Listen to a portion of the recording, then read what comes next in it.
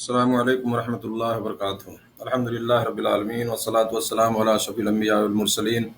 نبینا محمد وعلی آلہ وصحبہ اجمعین، اما بعد۔ محترم ساتھیوں، دینی بھائیوں، رمضان المبارک کا مہینہ چل رہا ہے اور آج الحمدللہ 3 روزہ ہم نے مکمل کیا۔ اللہ نے ہمیں 3 روزہ مکمل کرنے کی توفیق دی رب العالمین۔ اسی طرح سے پورا مہینہ جو ہے مکمل کرنے کی، صیام کی، قیام کی،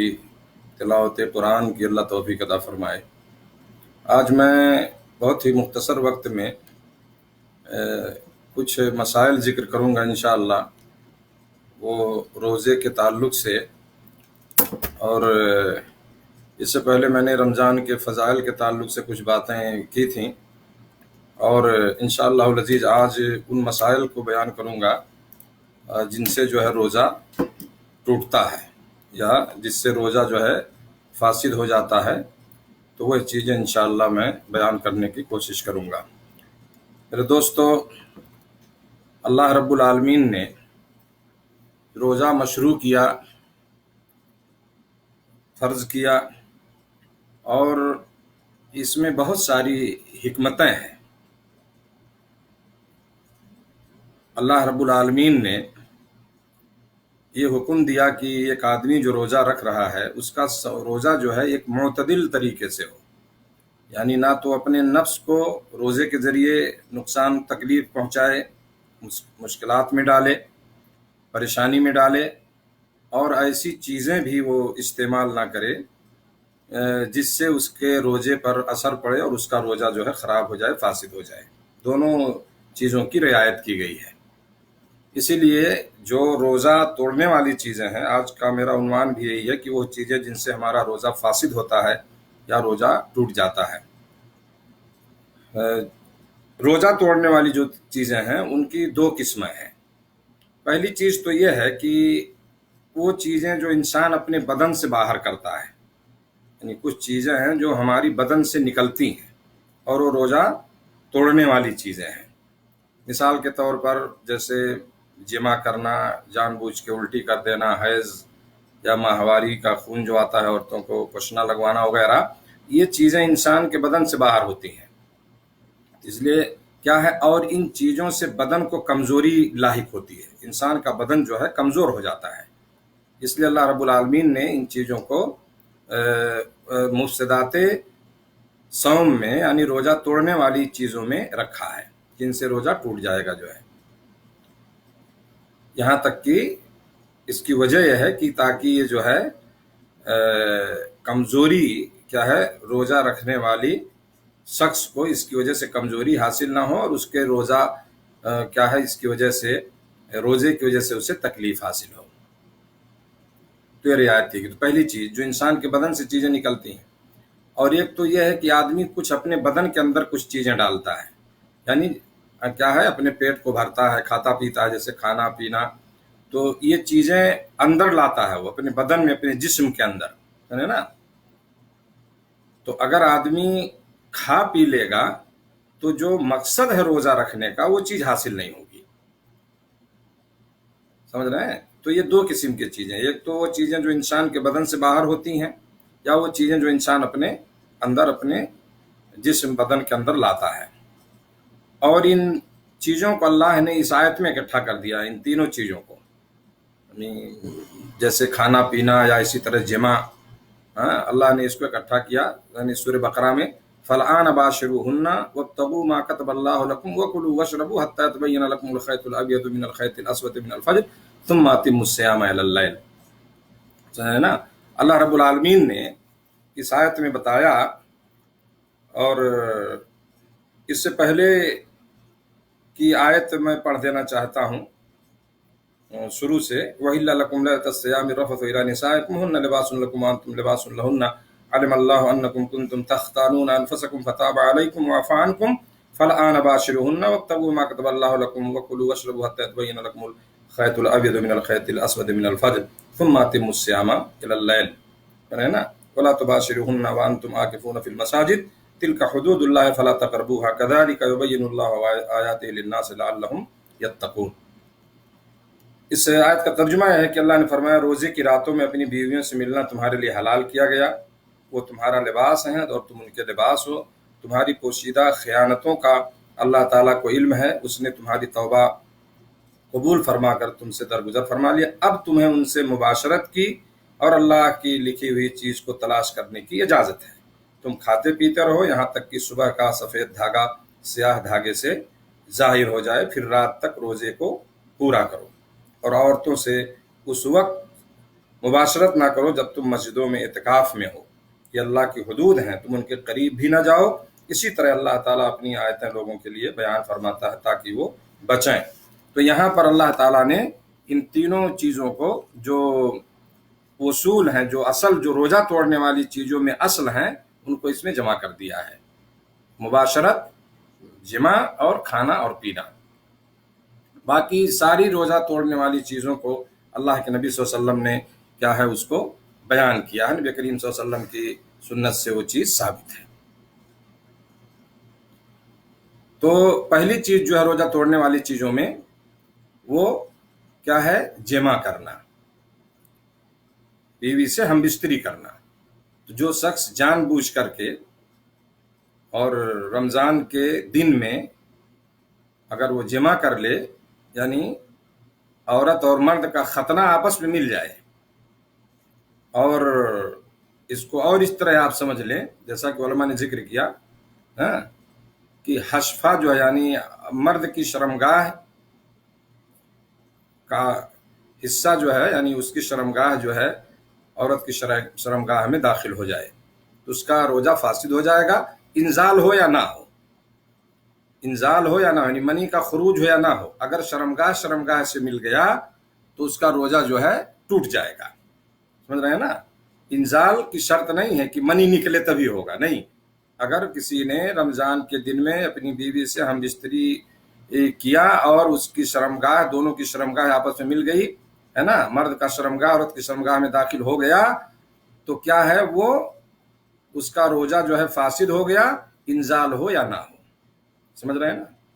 اور ایسے آدمی کے لیے کیا ہے؟ توبہ ہے، اور جو دن باقی ہے اس کو مکمل کرے جو ہے، اور قضا اور کفارہ مغلظہ ہے، بڑا سخت کفارہ ہے اس پر، اس کی قضا بھی کرے گا، توبہ بھی کرے گا، بقیہ جو دن بچا ہے وہ کھانے پینے سے رک جائے، اور اسی طرح سے قضا اور کرے گا یعنی رمضان کے بعد اس دن کی جس دن اس نے غلطی کی ہے، اور کفارہ جو ہے کفارہ مغلظہ دے گا۔ جو ہے کفارہ کیا ہے؟ یہ غلام آزاد کرنا، اگر اس کی طاقت نہیں رکھتا ہے تو 2 مہینہ جو ہے مسلسل روزے رکھنا بلا ناگا، بیچ میں ایک دن بھی روزہ توڑ نہیں سکتا ہے، اور اگر اس کی بھی طاقت نہیں ہے تو 60 مسکینوں کو کھانا کھلانا، یہ اس کا کفارہ ہے جو آدمی اپنی بیوی سے رمضان کے مہینے میں دن میں وہ ہم بستری کر لے۔ اور اس کی دلیل ہے ایک آدمی جو ہے، اللہ کے نبی حضرت ابو ہریرہ رضی اللہ عنہ کی حدیث ہے، بخاری اور مسلم کی روایت ہے کہ ایک آدمی نبی کریم صلی اللہ علیہ وسلم کے پاس آیا اور فرمایا کہ اللہ کے نبی صلی اللہ علیہ وسلم میں ہلاک ہو گیا، ہلک تو یا رسول اللہ،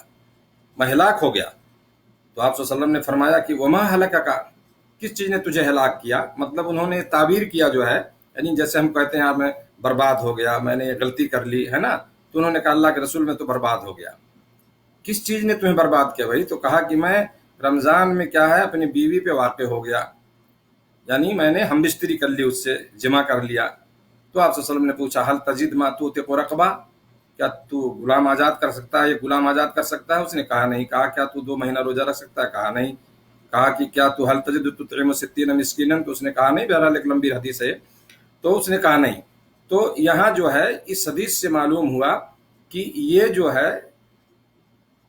3 چیزیں ہیں جو اس کے کفارے میں دی جائیں گی، اور اس میں اختیار ہے۔ دیکھیں اسلام میں بڑی آسانی ہے، آدمی غلام آزاد نہیں کر سکتا، پہلی چیز تو اسے غلام آزاد کر نہیں کر سکتا تو 2 مہینہ مسلسل روزہ رکھے، اور اگر 2 مہینہ روزہ بھی نہیں رکھ سکتا، معمولی نہیں ہے بلا ناگا رکھنا، تو 60 مسکینوں کو کھانا کھلائے۔ تو یہ صرف کفارہ جو ہے، روزہ توڑنے والی جتنی چیزیں ہیں ان میں صرف اور صرف جو ہے وہ کفارہ اسی میں صرف جمع میں کفارہ ہے، ہم بستری اگر کرتا ہے اسی میں کفارہ، باقی اور کسی جو ہے روزہ توڑنے والی چیزوں میں کفارہ نہیں ہے۔ دوسری چیز جو روزہ توڑنے والی چیزوں میں سے ہے وہ ہے جان بوجھ کے منی کو نکالنا، استمنا، سمجھ رہے ہیں نا، ہاتھ سے منی کو نکالنا یا جس طرح سے بھی سمجھ رہے ہیں. تو اگر جان بوجھ کر کے وہ منی نکال رہا ہے تو یہ روزہ اس کا اس سے فاسد ہو جائے گا، سمجھ رہے ہیں نا. اور اس کی دلیل یہ ہے کہ یہ روزہ توڑنے والی چیزوں میں سے ہے. ایک حدیث قدسی ہے جس میں اللہ رب العالمین نے فرمایا ہر روزے دار کے بارے میں، یترک طعامہ و شرابہ و شہوتہ من اجلی، بخاری کی روایت ہے کہ یہ روزے دار بندہ جو ہے یہ اپنے کھانے کو، اپنے پینے کو، اپنی شہوت کو وہ میری وجہ سے چھوڑ دیتا ہے. تو شہوت جو ہے نا، تو کہہ رہے ہیں کہ یہ منی کا نکلنا یہ شہوت سے ہوتا ہے. جس کو ایک روزے دار چھوڑ دیتا ہے، اپنی شہوت پہ کنٹرول کرتا ہے وہ. تو اگر کوئی آدمی رمضان کے دن میں ہے نا روزہ رکھتے ہوئے اگر وہ منی کو نکالتا ہے اپنے ہاتھ سے یا جس شکل سے بھی ہے نا، تو وہ توبہ کرے، جو ہے توبہ کرے. اور جو باقی دن ہے بچا ہے، اگر وہ دوپہر کو ایسا کیا تو رک جائے اس سے، اور بعد میں رمضان کے بعد اس دن کی وہ قضا کرے گا، کیونکہ اس کا روزہ جو ہے وہ فاسد ہو گیا. لیکن اگر وہ شروع کیا، مان لیجئے جیسے ہے نا اس کا شہوت اس کے اوپر غالب آ گئی، وہ منی کو نکالنا چاہ رہا ہے. پہلی چیز تو دیکھیے چیزیں ہونی نہیں چاہیے. رمضان کے روزوں سے میرے دوستوں خاص طور سے کیا ہے، جو روزہ ہے اس سے تقوی پیدا ہوتا ہے انسان کے اندر. تو پہلی چیز تو یہ چیزیں ہونی نہیں چاہیے. اور اگر ایسا کر رہا ہے وہ بہرحال کسی وجہ سے بھی انسان ہے نا، یہ کوئی محال نہیں ہے، ناممکن نہیں ہے، ہو سکتا ہے آدمی کی شہوت اس کے اوپر غالب آ گئی ہے نا، تو نہیں سمجھ پاتا میں روزہ ہوں کہ نہیں ہوں. ہوتے ہیں اس طرح سے لوگ، لیکن بہرحال ایسی چیزوں سے بچنے کی ضرورت ہے نا. تو اگر وہ شروع کیا ہے اور رک گیا، انزال نہیں ہوا، مان لیجیے وہ منی نہیں نکلی، تو کیا کرے گا، وہ توبہ کرے گا جو ہے، اور اس کا روزہ صحیح ہے. اگر منی نہیں نکلی ہے تو اس کا روزہ صحیح ہے اور اس کے اوپر قضا نہیں ہوگا، کیونکہ انزال نہیں ہوا، منی خارج نہیں ہوئی ہے نا. تو اسی لیے میرے دوستو روزے دار کو ہر اس چیز سے دور رہنا چاہیے جس سے اس کی شہوت اور اس کے جذبات جو ہے بھڑکنے والے ہوں یا بھڑکتے ہوں. غلط چیزوں سے دور رکھے اپنے آپ کو. نیٹ کا غلط استعمال نہ کرے. بڑی آسان چیز ہے آج لوگوں کے ہاتھوں میں، بہت ساری چیزیں اس میں خرافات بھری ہوئی ہیں ہے نا، بہت ساری تصویریں، بہت سارے ویڈیو، بہت ساری غلط چیزیں ہے نا لوگوں نے اس میں ڈال رکھا ہے، جس سے بہرحال ایک بہت بڑا فتنہ. تو کم سے کم ایسی چیزوں سے وہ دور رہے جس سے اس کے شہوات جو ہے نا ابھر سکتے ہوں، اس کے خواہشات ابھر سکتے ہوں، کیونکہ وہ روزے سے ہے اور یہ محسوس کرے کہ میں روزے سے ہوں. اور ہمیں ان تمام قسم کی غلط چیزوں سے بچنا ہے. تو انشاءاللہ اگر وہ اس قسم کی چیزوں سے بچتا ہے تو اس کا روزہ بھی صحیح ہوگا، اور جو ہے اس کے شہوات، اس کی شہوتیں جو ہے یا اس کی شہوت جو ہے وہ بھڑکے گی نہیں اور اپنے آپ کو بچا سکتا ہے. لیکن اگر مزی نکل جائے تو مزی سے اس کا روزہ نہیں ٹوٹے گا. مزی مطلب ایک بہت ہی باریک لیسدار پانی جو عام طور سے جو ہے وہ نکل جاتی ہے ایسے ہی بغیر کسی اختیار کے. یعنی آدمی کیا کہتے ہیں، بغیر کسی، مان لیجیے بہت آدمی ہیں جن کے پاس جو بہت ہی طاقتور ہوتے ہیں یا ان کے اندر شہوت بہت زیادہ ہوتی ہے، تو بہت سارے لوگ ویسے نکلتی رہتی ہے وہ ہے نا، وہ نکل جاتی ہے. وہ بہت باریک پانی جو ہے لیسدار پانی ہوتا ہے. تو اگر وہ مزی نکل جائے تو مزی جو ہے اس سے روزہ فاسد نہیں ہوگا. تیسری چیز جو روزہ توڑنے والی چیزوں میں سے ہے وہ کھانا اور پینا ہے. کھانا اور پینا، کھانا پینا کا مطلب کیا ہے، یعنی کھانے کو اپنے معدے تک جو ہے منہ کے ذریعے سے پہنچانا ہے. اصل چیز جو کھانے پینے کی جو اصطلاح ہم بولتے ہیں، تو آدمی منہ سے کھاتا ہے، منہ سے جو ہے پیتا ہے، چاہے پانی پیے جو بھی پیے، سمجھ رہے ہیں نا. تو کھانے پینے کی چیزیں جو ہیں یہ روزہ کو توڑنے والی چیزوں میں سے ہیں. لیکن اگر اپنے معدے میں کوئی ایسی چیز ناک کے ذریعے سے پہنچا رہا ہے تو بھی کھانے پینے کے حکم میں آئے گا، کیونکہ کھانا پہنچانے کا ایک دوسرا راستہ جو ہے وہ ناک ہے. تو اگر ناک میں اپنے وہ ناک کے ذریعے سے بھی اگر کوئی چیز اس کے معدے تک پہنچ رہی ہے، پہنچایا جا رہا ہے کسی کھانے پینے والی چیز کو، تو اس سے بھی اس کا روزہ جو ہے فاسد ہو جائے گا، اس کا روزہ ٹوٹ جائے گا جو ہے. اسی لیے اللہ کے نبی صلی اللہ علیہ وسلم نے فرمایا، دیکھیے حدیث دیکھیے ترمذی کی روایت، علامہ البانی نے اس کو صحیح بھی کہا ہے کہ وبالغ فی الاستنشاق الا ان تکون صائما، تم جو ہے جب وضو کرنے کے بارے میں آپ نے فرمایا کہ جب تم ناک میں پانی ڈالو تو مبالغہ کرو، یعنی اس کو کھینچو خوب اوپر تک، سمجھ رہے ہیں نا؟ یعنی آپ ڈالیے پانی اس طرح سے کھینچیے، لیکن آپ نے فرمایا اس وقت نہیں جب تم روزے سے رہو، روزے کی حالت میں مت کھینچو، کیونکہ احتمال ہے کہ کہیں پانی تم اگر ناک میں پانی کھینچنے میں مبالغہ کرو گے ڈال کر کے پانی کو، تو کہیں ایسا نہ ہو تمہارے جوف میں تمہارے پیٹ میں وہ چیز پہنچ جائے جو ہے، تو یہ اس سے منع کیا گیا۔ تو اس کا مطلب یہ ہے، اس سے جو بات سمجھ میں آ رہی ہے کہ ناک کے ذریعے سے اگر کوئی چیز ہمارے پیٹ میں پہنچ رہی ہے تو وہ بھی جو ہے مفسدات صوم میں ہے، روزہ توڑنے والی چیزوں میں سے ہے جو ہے، سمجھ رہے ہیں نا؟ تو بہت اہم چیزیں ہیں اور اس کو آپ دھیان دیجئے، اس کو سمجھیے اور اس کو سننے کی ضرورت ہے۔ تو ہمیں جو ہے تو اگر کہہ رہے ہیں کہ اگر جو ہے یہ معدہ میں ناک کے ذریعے سے اگر کوئی چیز پہنچتی اور اگر وہ اثر اس کا نہیں ہوتا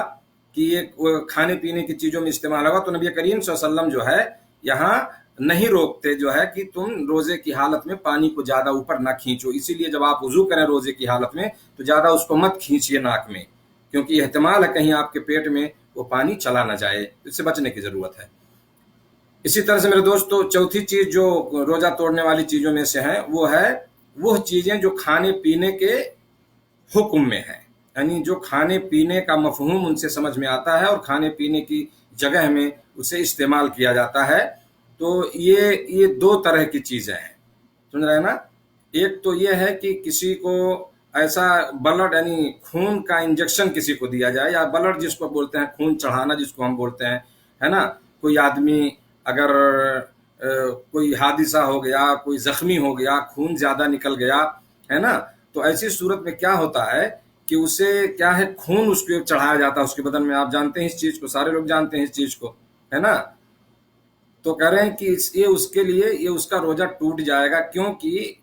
یہ جو خون ہے یہ کھانے اور پینے کی چیزوں میں اس کا شمار ہوتا ہے، اور یہ سمجھیے کہ اصل ہے یہ، کیونکہ کھانے پینے سے خون بھی بنتا ہے، اور یہ خون اصل ہے، جو کھانے پینے کا غذا کا جو اصل آپ سمجھیے اس کو غایت جو بولتے ہیں وہ یہی ہے نا؟ آپ کھاتے پیتے ہیں تو خون ہی بنتا ہے،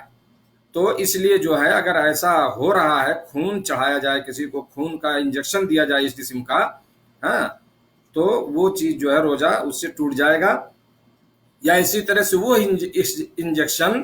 جو کھانے پینے سے بے نیاز کر دیتا ہے، ایک آدمی ہے مریض ہے، کھا پی نہیں پا رہا ہے، لیکن اسے ایسا انجیکشن دیا جا رہا ہے کہ وہ کھانے پینے سے بے نیاز ہوگا، یعنی اسے بھوک نہیں لگے گی، اس کا پیٹ بھی بھر جائے گا، اسے پیاس بھی نہیں لگے گی، سمجھ رہے ہیں نا؟ یعنی کھانے پینے سے آدمی اپنے آپ کو بے نیاز محسوس کرے، ایسا انجیکشن یعنی جو کھانے پینے کے کام کی جگہ میں دیا جاتا ہو، ایک مریض کھا نہیں سکتا، ایسا انجیکشن ہے کہ اس کو دیا جائے کہ اس کو بھوک نہ لگے، پیاس نہ لگے۔ کہہ رہے ہیں کہ یہ کھانے اور پینے کے درجے میں ہے، جیسا کہ اس چیز کو شیخ ابن عثیمین رحمہ اللہ نے بھی ان کی کتاب چھوٹی سی مجالس شہر رمضان میں ذکر کیا اس چیز کو۔ تو یہ دو چیزیں ہیں جو کھانے پینے کی معنی میں آتی ہیں اور کھانے پینے میں یہ شمار کیا جاتا ہے ان کو، تو اس سے بھی روزہ فاسد ہو جائے گا۔ لیکن وہ انجیکشن جو صرف علاج کے لیے دیا جاتا ہے، ایک آدمی کو بخار ہے، انجیکشن دے دیا گیا، کوئی انسولین لے رہا ہے، سن رہے ہیں نا؟ تو یا تطعیم ہے، مان لیے جیسے کسی کو، جیسے ہم لوگ بولتے ہیں نا کہ وہ جو انجیکشن دیا جاتا ہے انفلوئنزا کے اس میں، اور اس طرح سے جس کو ٹیکا لگانا بولتے ہیں، سمجھ رہے ہیں نا؟ تو اس سے جو ہے اس کا روزہ فاسد نہیں ہوگا۔ آدمی کو بخار ہو گیا، پیٹ میں درد ہے یا کچھ ہے، انجیکشن دیا ڈاکٹر نے، تو ایسا انجیکشن جو ہے اس سے روزہ فاسد نہیں ہوگا، چاہے اس کو چمڑے میں لگایا جاتا ہے جو عضلات میں، یا اس کو آپ کے اس میں کیا ہے رگ میں دیا جائے، کوئی مسئلہ نہیں ہے، کیونکہ اس میں کھانے پینے کی چیز نہیں ہوتی ہے۔ اس کے باوجود بھی گرچہ روزہ نہیں ٹوٹتا، لیکن ہمارے کچھ مشائخ نے کہا ہے کہ احتیاط کیا جائے اس میں، اگر ضرورت نہیں ہے کہ دن میں لینے کی، اگر رات میں لے لیا جائے تو تب بھی بہتر ہے، لیکن بہرحال اس سے روزہ آدمی کا نہیں ٹوٹے گا جو ہے۔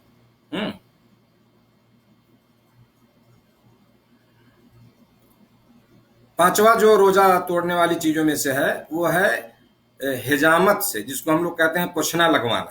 اس سے جو خون نکلتا ہے ہے نا، تو اس کی وجہ سے بھی وہ روزہ اس کا ٹوٹ جائے گا،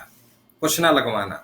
نبی صلی اللہ علیہ وسلم نے فرمایا ہے، ابو داؤد کی روایت، علامہ البانی نے صحیح کہا، افطر الحاجم والمحجوم، پوچھنا لگانے والا اور جس کو لگایا گیا دونوں کیا ہے، وہ افطار کریں گے، یعنی ان کا روزہ ٹوٹ جائے گا جو ہے۔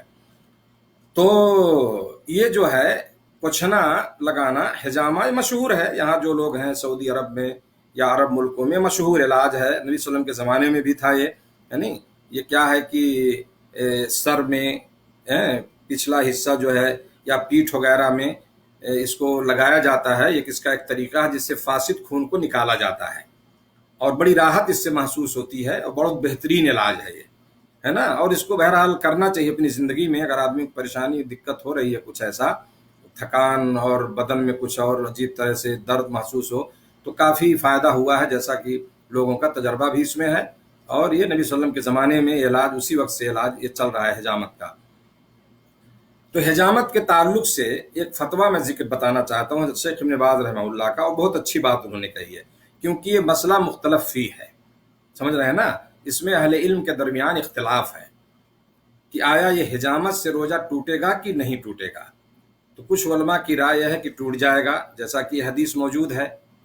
کچھ لوگ کہتے ہیں کہ نہیں، حضرت انس کی ایک حدیث ہے جس کو لوگوں نے دلیل بنایا ہے نا، کہ وہ نہیں ٹوٹے گا، سمجھ رہے ہیں نا، یعنی اس کا روزہ جو ہے نہیں ٹوٹے گا، اس کا روزہ فاسد نہیں ہوگا جو ہے، سمجھ رہے ہیں۔ تو شیخ ابن باز رحمۃ اللہ علیہ فرماتے ہیں کہ علماء کا اس میں اختلاف ہے، اور اس طرح دو قول ہے لوگوں کا اس سلسلے میں، لیکن کہہ رہے ہیں مشہور بات جو ہے اس سلسلے میں مشہور یہ ہے کہ اس سے روزہ آدمی کا فاسد ہو جائے گا، یعنی اس کا روزہ ٹوٹ جائے گا اس سے، ہے نا، حجامت سے۔ یہ شیخ ابن باز رحمۃ اللہ فرما رہے ہیں، کہہ رہے ہیں کہ یہ نبی صلی اللہ علیہ وسلم کے جو دو حکم ہے اس میں سے آخری حکم تھا یہ کہ افطر الحاجم والمحجوم، یعنی اس کو انہوں نے اسی بنیاد بنایا ہے کہ آخر الامرین، یعنی دو حکم آپ نے جو آپ سے جو ثابت ہے اس میں آخری بات یہ تھی، اس لیے جو ہے اسی پہ عمل ہوگا۔ تو بہرحال کہہ رہے ہیں کہ اختلاف اس میں قائم ہے، اور دونوں طرف کی دلیلیں مضبوط ہیں۔ دیکھیے کہہ رہے ہیں کہ وَلَكِنَّ الْخِلَافَ قَائِمٌ فِيهَا وَالْحُجَّةُ مِنَ الْجَانِبَيْنِ قَوِيَّةٌ، یہ شیخ ابن باز رحمہ اللہ کے الفاظ ہیں، اللہ انہیں جنت دے اور جنت میں اونچا مقام عطا فرمائے۔ تو فرماتے ہیں کہ اختلاف باقی ہے، اس میں قائم ہے علماء کے درمیان، اور دونوں کی دلیلیں جو ہے قوی ہیں، والحجہ من الجانبین قویہ۔ کہہ رہے ہیں فالاولی من المؤمن ان يتباعد عنها اثناء الصيام احتاط لدینہ ولا يحتجم الا فی اللیل۔ شاید کہہ رہے ہیں کہ بہتر یہ ہے کہ ایک مومن آدمی جو ہے اس اختلاف سے بچتے ہوئے کیا ہے نا، اپنے احتیاط کے طور پر اس سے بچ جائے، نہ کرائے، اور بہتر یہ ہے کہ رات میں پوچھنا لگوائے۔ اگر حجامت کی اسے ضرورت ہے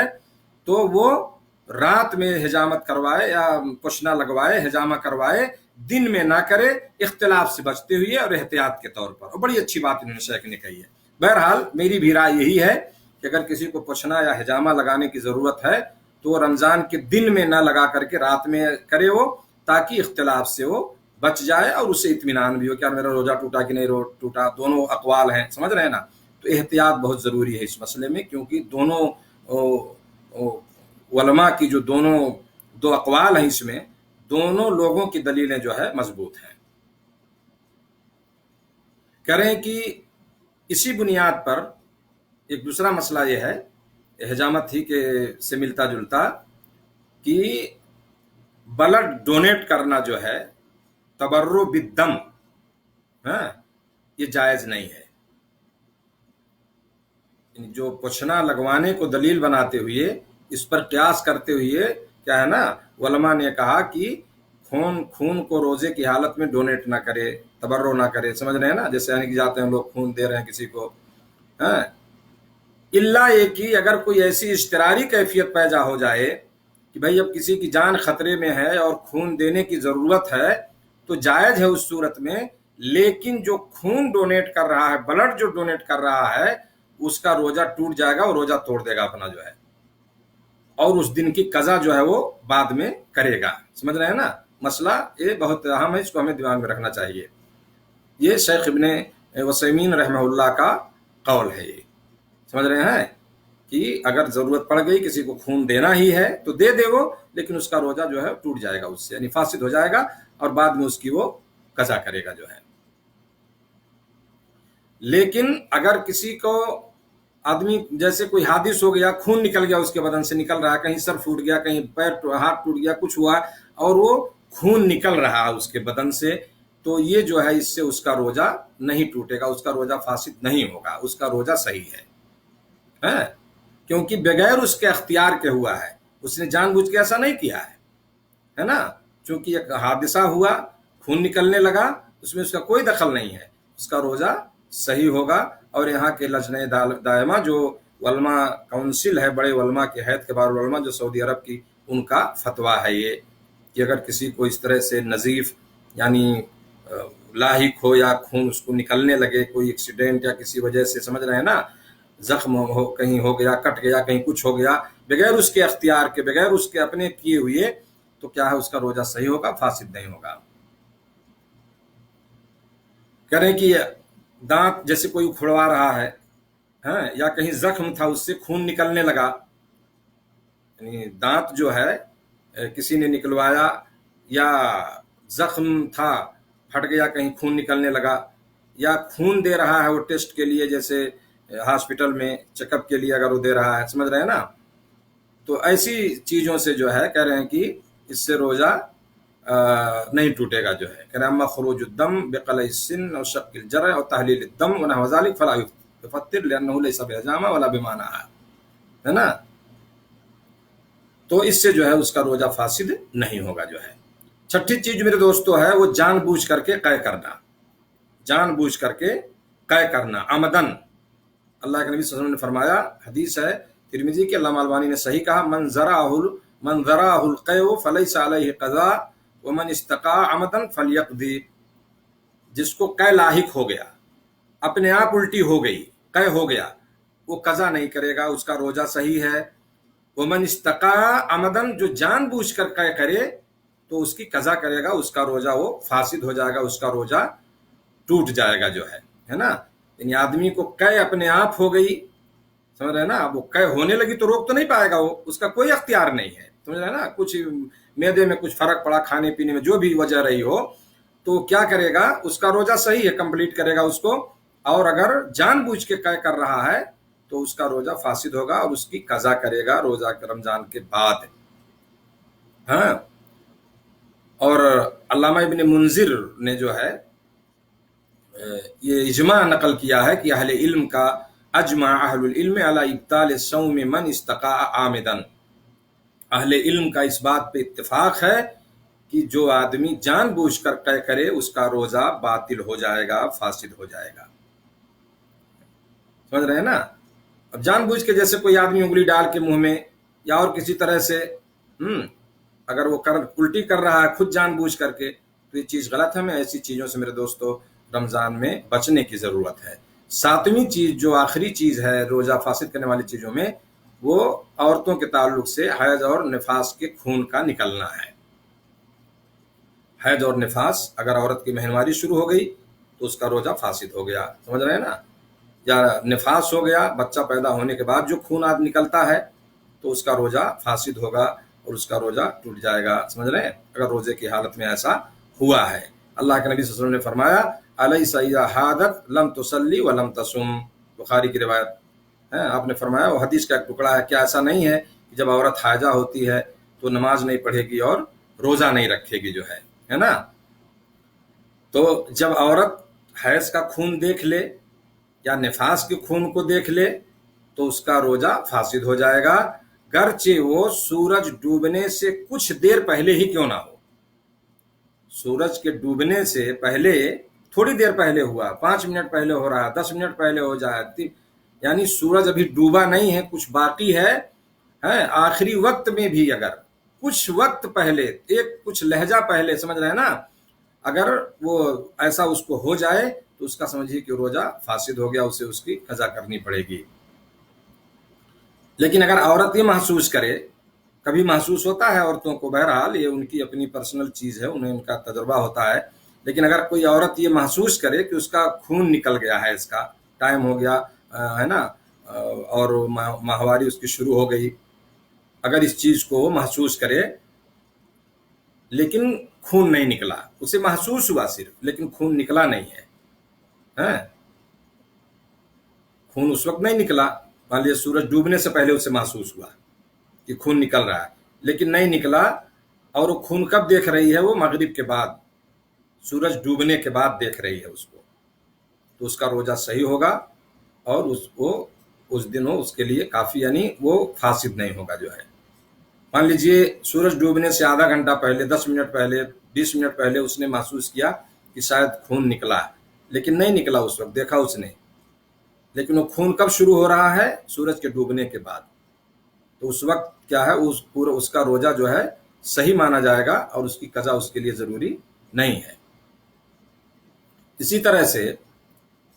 حائضہ عورت جس کا ماہواری چل رہا ہے، یا نفاس والی عورت، بچہ پیدا ہونے کی جو خون آ رہا ہے، اگر رات میں اس کا خون جو ہے یعنی آنا بند ہو جائے، اور اس نے روزے کی نیت کر لی اور فجر طلوع ہو گیا اس کے غسل ہونے سے پہلے، یعنی غسل نہیں کیا، غسل کرنے سے پہلے ہی فجر کا وقت ہو گیا، تو علماء کا مذہب یہی ہے، علماء کا قول یہی ہے کہ اس کا صوم، اس کا روزہ صحیح مانا جائے گا، وہ فجر کے بعد ہی غسل کرے، کوئی مسئلہ نہیں ہے، سمجھ رہے ہیں نا؟ اگر رات میں ایسا ہو رہا ہے، خون بند ہوا، اس نے نیت کر لی روزے کی، اور فجر طلوع ہوا، وہ نہیں کسی وجہ سے نہا پائی، غسل کر پائی، ہے نا، اب وہ فجر کے بعد غسل کر رہی ہے، تو اس کا روزہ صحیح مانا جائے گا جو ہے۔ اور اس عبارت میں پڑھ دینا چاہتا ہوں اس سلسلے میں، وَالْحَائِضُ أَوِ النَّفَسَ إِذَا انْقَطَعَ دَمُهَا لَيْلًا فَنَوَتِ الصِّيَامَ ثُمَّ طَلَعَ الْفَجْرُ قَبْلَ اغْتِسَالِهَا فَمَذْهَبُ الْعُلَمَاءِ كَافَّةً صِحَّةُ صَوْمِهَا۔ کہہ رہے ہیں کہ ایک اور امپورٹنٹ چیز جو ہے، کچھ علماء نے ذکر کیا اس چیز کو، وہ یہ ہے کہ افضل یہ ہے کس کے لیے؟ حائضہ عورت کے لیے، جسے ماہواری آ رہا ہے نا، اس عورت کے لیے بہتر یہ ہے کہ وہ اپنی نیچرل حالت پہ رہے جو ہے۔ اللہ نے ایک چیز دیا ہے، ایک نیچرل چیز ہے عورتوں کے لیے، ہے نا، اور کہ وہ ہر ماہ ان کو جو ہے اس طرح سے خون آتا رہتا ہے، تو اپنی اس چیز پر، اور اللہ نے جو اس کے لیے مقدر کر دیا، مطلب جو یہ لکھ دیا ہے اس کے لیے یہ چیز کہ ہوگا اس کو اس طرح، تو اس پر راضی و رضا ہونا چاہیے، اور اس پر باقی رہنا چاہیے۔ ایسی دوائیں استعمال نہیں کرنی چاہیے کہ چلو رمضان کا مہینہ آ گیا اور ایسی گولی وغیرہ کچھ کھا لیں تاکہ جو ہے یہ ہمارا خون ہے نا بند ہو جائے، اور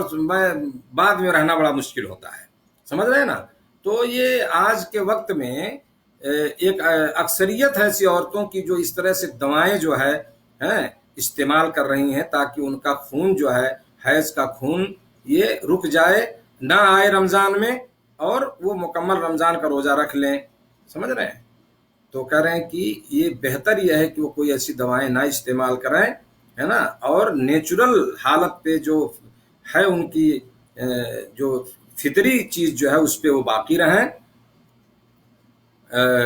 کیونکہ ایسا بہت ہوا ہے، آپ دیکھیں کہ امہات المومنین رضی اللہ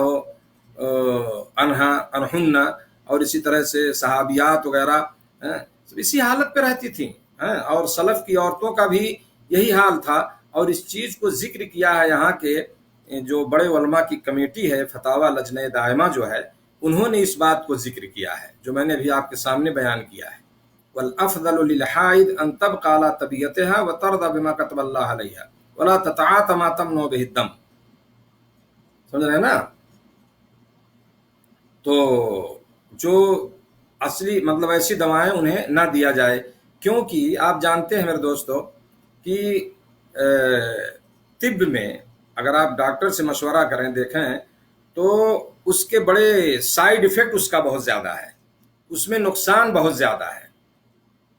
اور بہت ساری عورتوں کو یہ نقصان ہوا ہے، جنہوں نے اس طرح دوائیں لی ہیں اپنے اس پیریڈ کو بند کرنے کے لیے، اس حیض کے خون کو روکنے کے لیے، تو ان کو ایسا نقصان ہوا ہے، اور بہت ساری عورتوں کو کیا ہے، یعنی ان کا جو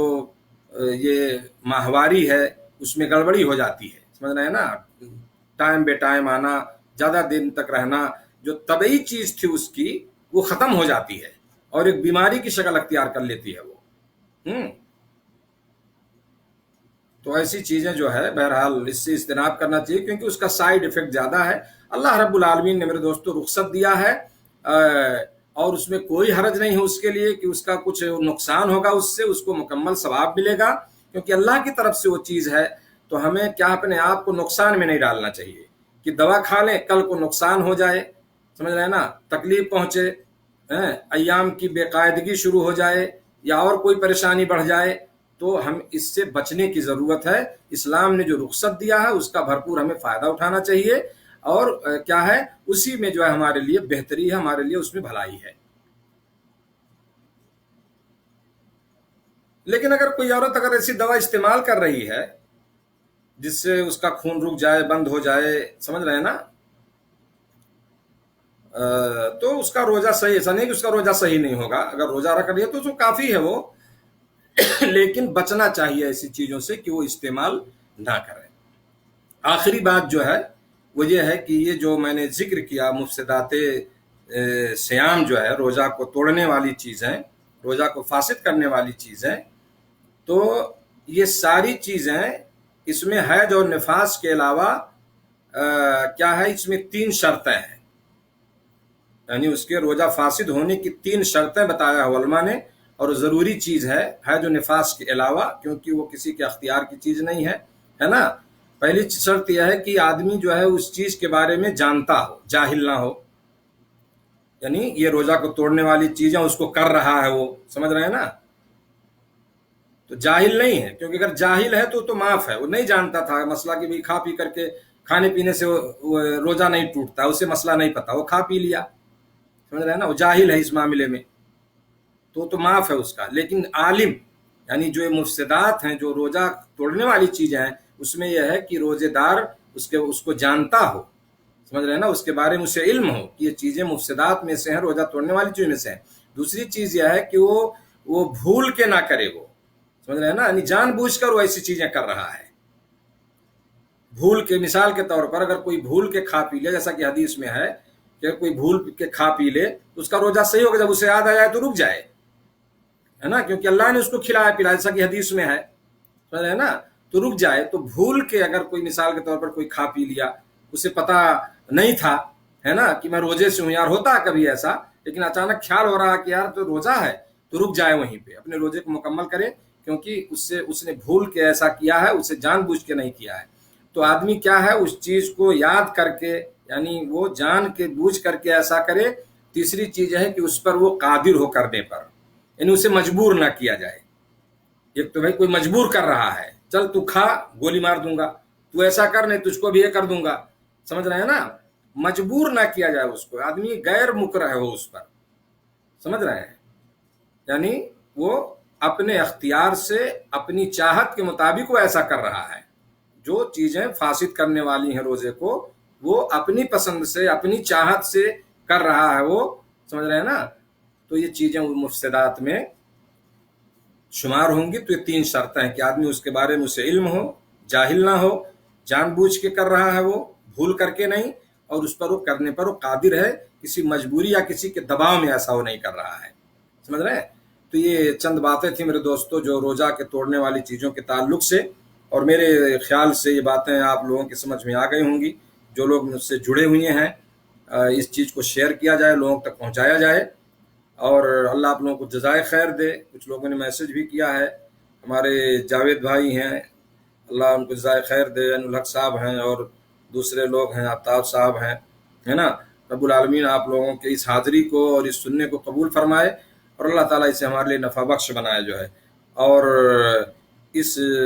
مہینے کی برکتوں سے مکمل طور سے اللہ ہمیں فائدہ اٹھانے کی توفیق عطا فرمائے. اللہ ہمارے روزے کو قبول فرمائے، ہمارے قیام، ہمارے صیام کو، ہمارے قرآن پڑھنے کو، اور ہمیں مزید توفیق دے کہ ہم زیادہ سے زیادہ جو ہے نیک عمل کر سکیں. وجزاکم اللہ خیرا، والسلام علیکم ورحمۃ اللہ وبرکاتہ.